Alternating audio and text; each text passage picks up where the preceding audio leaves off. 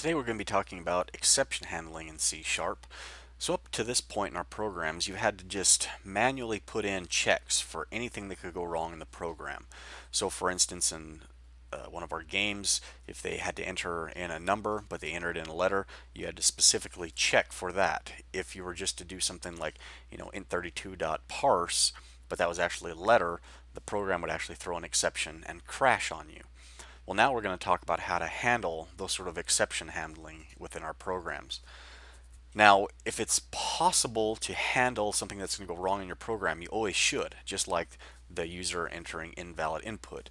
Exception handling should be basically for those types of errors that you're not thinking of, you're not able to handle ahead of time.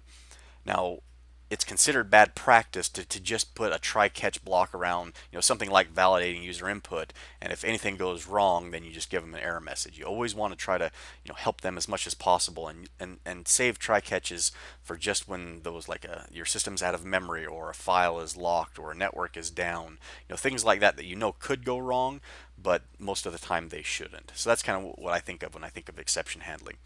So what is an exception? Well, an exception in C Sharp is just there's been some sort of indication that a problem has occurred during your program's execution.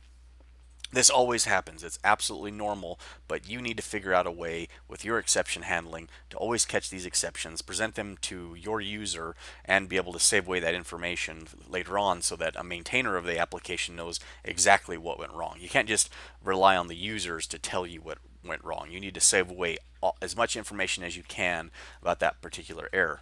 So in C Sharp, how do we handle exceptions? Well, we use what are called try-catch blocks.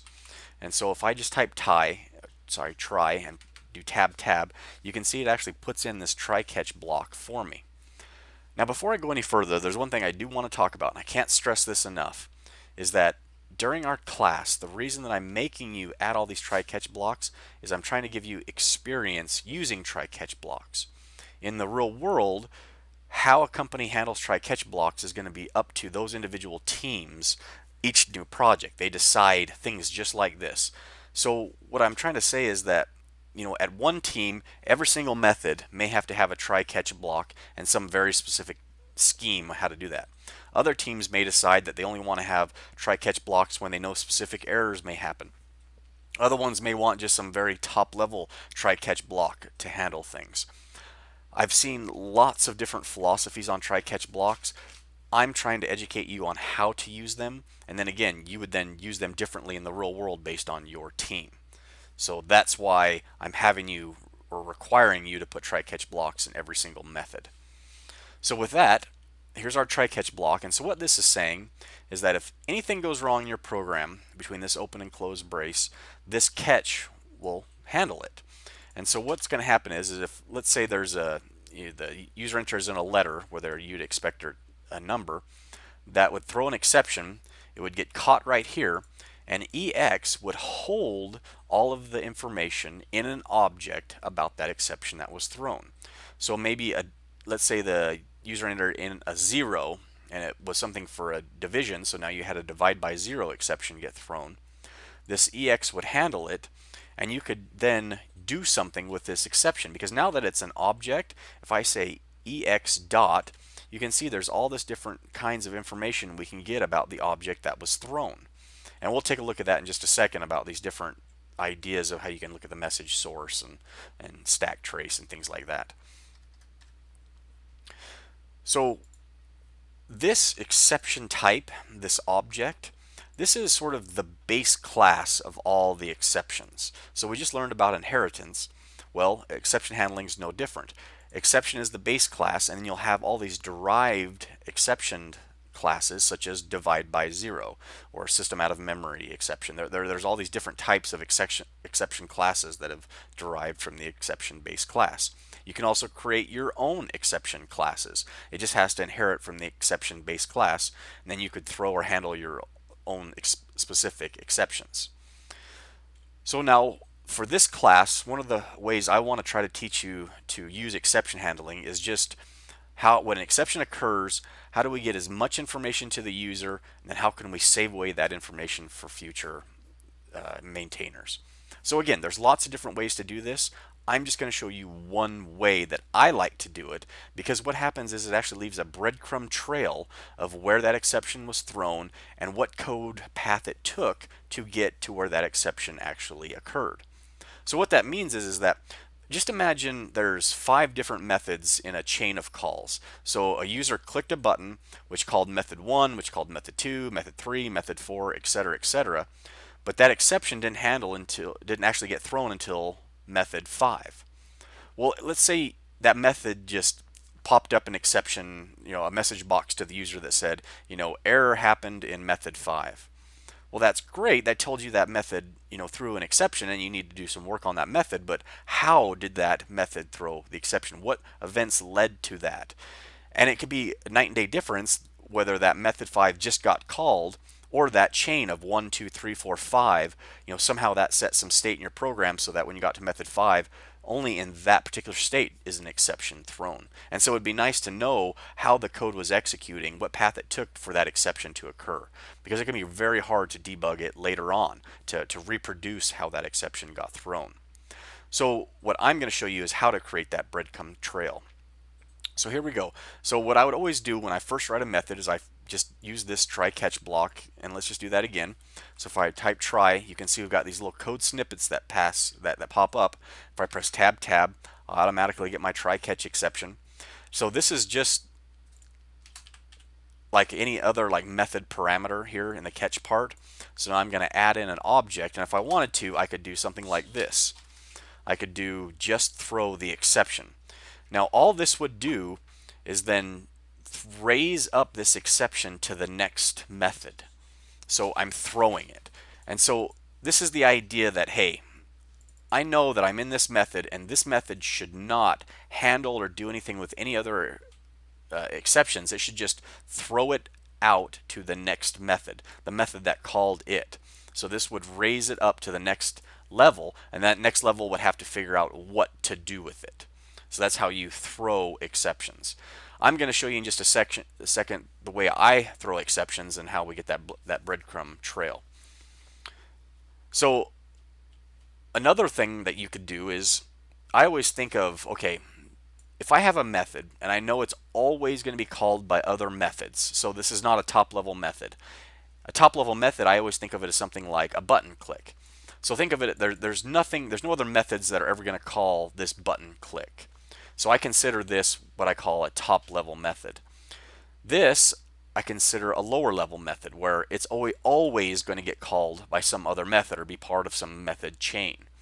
So on a method like this, I always raise the exception up until it finally gets to a top level method like this. So for example, if we had a button 1 click that called method 1 that called method 2, both method 2 would raise the exception to method 1, method 1 would raise the exception up to the button click would actually handle the exception and write it to a database or give a message box to the user. So that's the type of formatting you'd want to use with your exception handling.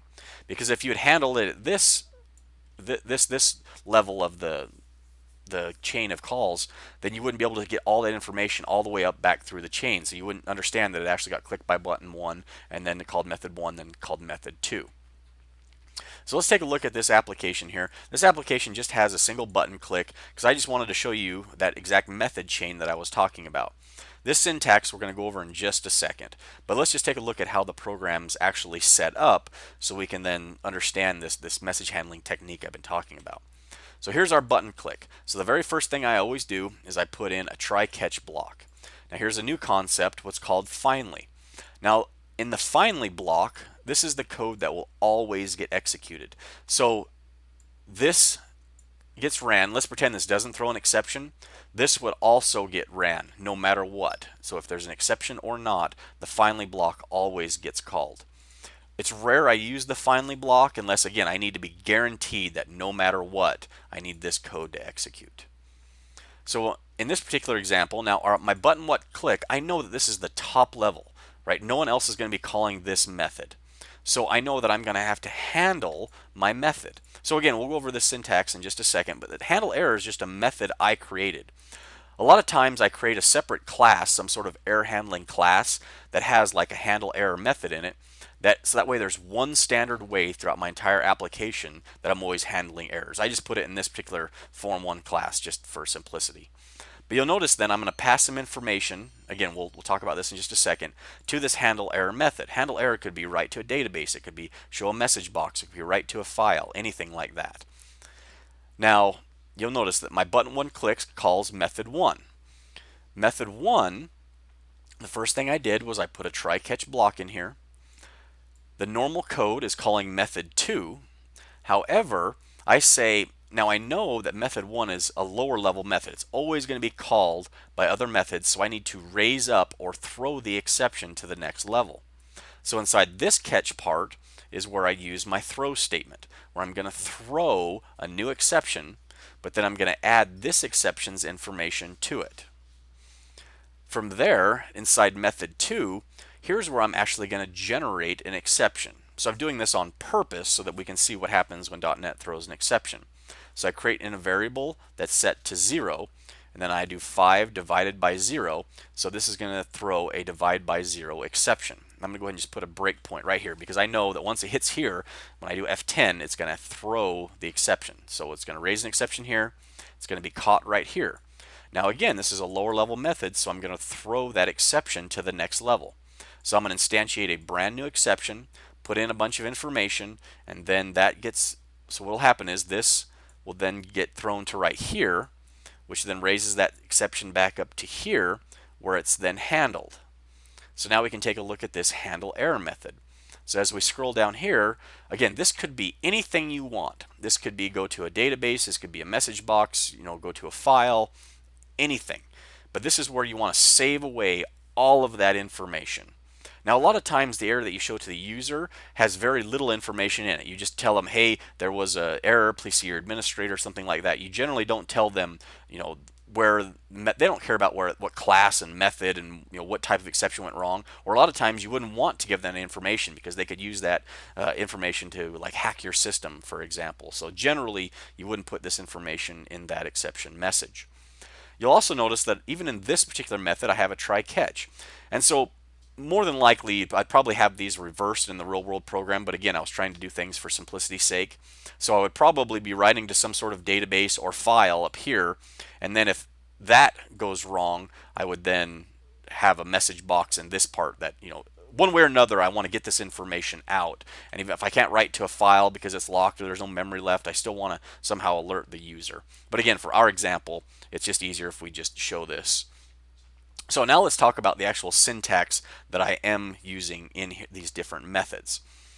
So let's take a look at the lowest level one, method 2. So you'll see that I'm throwing a new exception. So the throw statement just says raise up to the next level. Here I'm just instantiating a new object of exception. So I'm creating a brand new object here. And then in the constructor you can see that you can pass in a message. So that's all I'm doing is creating one big long message here. And let's put this on one line, maybe it would be slightly easier to kind of read through. And so you can put anything you want in this message. It's just a string. So this is where I was talking about how I like to create a breadcrumb of exactly where this message happened. And for me, I'll show you later on, there's a stack trace that we can also get out of it, out of this EX, this exception part, but I like to use my own little format. Again, I've completely just made this up just so I can leave some sort of breadcrumb trail. So it's a format that I know that I can look at and easily figure out how this exception occurred. So let's see what it does. So I create a new message. Here's my exception object. My message first is I use this what's called method info class. And if you see it says system.reflection.methodinfo. If I scroll back to the top here, you'll see I've got a little comment here that says must add this using statement. So I'm using a different namespace, system.reflection, in a DLL that was already given to me. And reflection, what it allows you to do, just think of it, it reflects upon the code that you're using. So it allows you to inspect the code as it's running. That's what this class is used for. For example, there's this method info class. So if I say method info dot, you can see that what it actually does is it allows me to get information about the current method that I'm executing inside of. So you can see there's this method right here called getCurrentMethod. Now, if I do that, I can actually then get information about the current method. So you can see I can go all kinds of information about the current method. So what I've done here is I've said, okay, get the current info for the method that I'm currently in, which is this button click method. Then I can say, okay, from there get the declaring type. What's the declaring type? What is its name? It's going to be form1. So all of this code right here just does this. It just says form1. It creates a string with the text form1 in it. That's all that does. But notice this is dynamic. So I could put this in every single method and it's always going to tell me exactly which method I'm in. Now the next thing I do, this is going to tell me the class that I'm in. This is going to tell me the name of the method that I'm in. So that's why we do the current method, it's declaring type, its name. So this says, okay, the class that I'm in is this. Down here, and so if that's in the button click, back down to our method 2, we have method info.getCurrent method declaring type.name dot, again, this just says form1. Let's just do this. So it says form1 dot, then I add on method info.getCurrent name. So this is just going to say method 2. That's all that's going to do. Then I'm just putting in my own little symbol here. And then I'm saying, okay, now give me ex.message. So you can see this is the message that describes the current exception. So this would say divide by 0 or file out of memory, something like that. So that would just give me, some sort of message example here, and it would end up looking like this. So at this level, you can see it would say form1.method2. So that tells me in form1.method2, this is the exception that got handled. This would raise it up to this level here. This right here, this ex.message, is now this string here.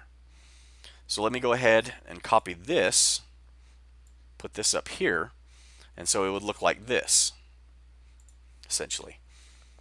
So now what it's going to do is it's going to do the same thing. So it's going to say form1 dot method 1, this symbol, and then form1 method 2, and then this exception.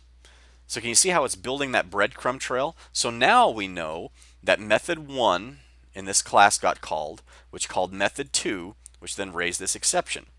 This exception then gets thrown up to this next level.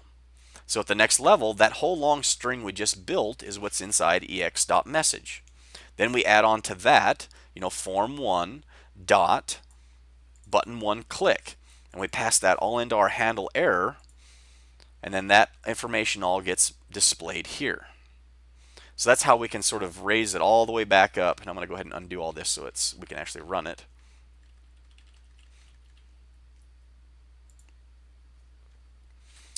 Okay.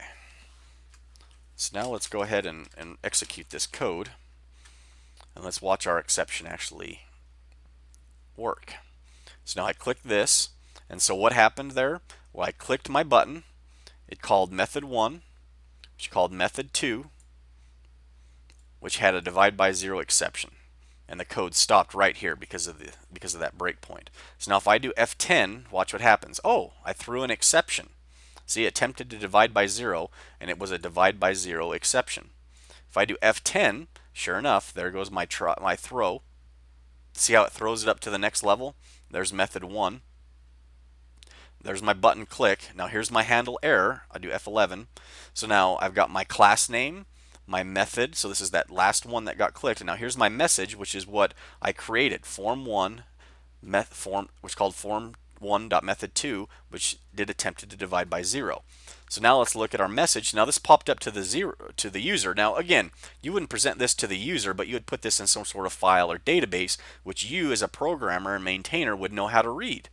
And then so you would say, okay, the user clicked form1.button1, which then called the method form1.method1, button click 1, and then method 1, and then method 2, which were that attempted to divide by 0. So here's my complete breadcrumb, rather than just having this final information, which would be helpful, but it's nice to have this full chain of calls. So that's how we use the method info for this system reflection. Now if we come back just to our exception real quick and we take a look at this EX, so if I say EX dot, there's the message property, which again describes the exception message. We've also got a few other helpful ones like message itself. We've got the source, so that tells us, where like the exception took place. And we also got a stack trace. So what I'm going to do now is let's do this. Let's just do a message box dot show, and let's do ex dot source. And let's go ahead and do this for a couple of these properties, just so we can see what each one gives us. So then we've got ex.source, and let's take a look at ex.stackTrace and see what that gives us. And let's see, there's source and message. Those are probably the main ones, so let's just do those because we've already taken a look at the message property. So let me go ahead and run this now. So I click this button, and now we're going to see this first exception here. So now we're going to take a look at what the source is. So here's our source, chapter 13 exceptions. So let's go ahead and save this now. So now let's do stack trace. So you can see now the stack trace gave me something similar. So it's helpful information, but it doesn't give us that full call stack like we really wanted. But we can see it even gives us down to line 64 and things like that. So maybe this is another piece of information you would still want to write out to the database, this full sort of this path, this stack trace. You can see here's what method 2 at this line, got called. So it's just other pieces of helpful information that you can then write out and save away for future maintenance. So again, just to kind of quickly review, because this is a concept that a lot of students end up having trouble with, is which methods to have the throw in and which methods to have the catch in. Well, again, if it's a top level method like a button click or any sort of event, no other methods are going to call it. So this is a top level method. So you always want to handle the exceptions that get thrown there. If it's a lower level method that's going to be called by any other method, then you always throw an exception. Now if you were to create a separate class, so if I were to come over here and say add class, any methods that are inside this new class, they're always going to be called by some other class, like for instance one of your forms. So every method in that should always just have this syntax.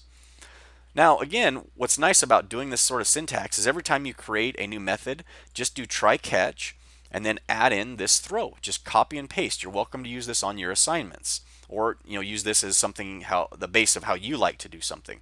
But just copy and paste this in all the lower level methods and you're done. Every top level method, just copy and paste something like this in, and then you create your own handle error little sub method here, and then you just make it do a message box or whatever makes sense for you. So again, try catch blocks, they're handled differently based on which corporation or company you're going to be working for. I'm just teaching you how to use them and trying to give you experience using them. That's why I'm requiring them in every method. Thank you, and hopefully if you have any questions, you can just let me know.